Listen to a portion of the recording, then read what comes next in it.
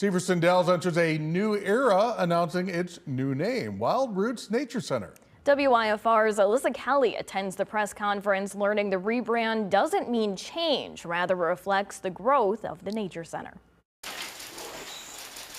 Wild Roots Nature Center. That's the new name of Severson Dells Nature Center. No, I'm just really excited. In its 50th year, the name Severson Dells has served the Nature Center well. But after acquiring the former Elliott Golf Course, leaders needed a name to better represent both sites. Now we will be Wild Roots Nature Center at Severson Dells and Wild Roots Nature Center at Prairie's Edge. And there's a meaning behind this new name. Leaders say the wild represents their belief that adults and children benefit from opportunities in nature.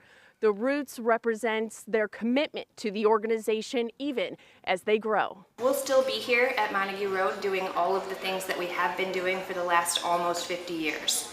We just will be also doing more things on the other side of town. So we're really excited about that expansion. Leaders say they spoke with the Severson family months ago about the change. And they completely understood, and we're really excited that the family name was still going to be part of the Forest Preserve. Leaders add just because the name is changing, the work will remain the same. I recognize that change can be hard, and so we hope that people are excited about it, and reminding everybody that this will always be Severson Dells Forest Preserve. That will never change. In Rockford, Alyssa Kelly, WIFR News. The Wild Roots Nature Center name will not take effect until this July. Leaders say it allows time for the community to learn more and adjust to the change.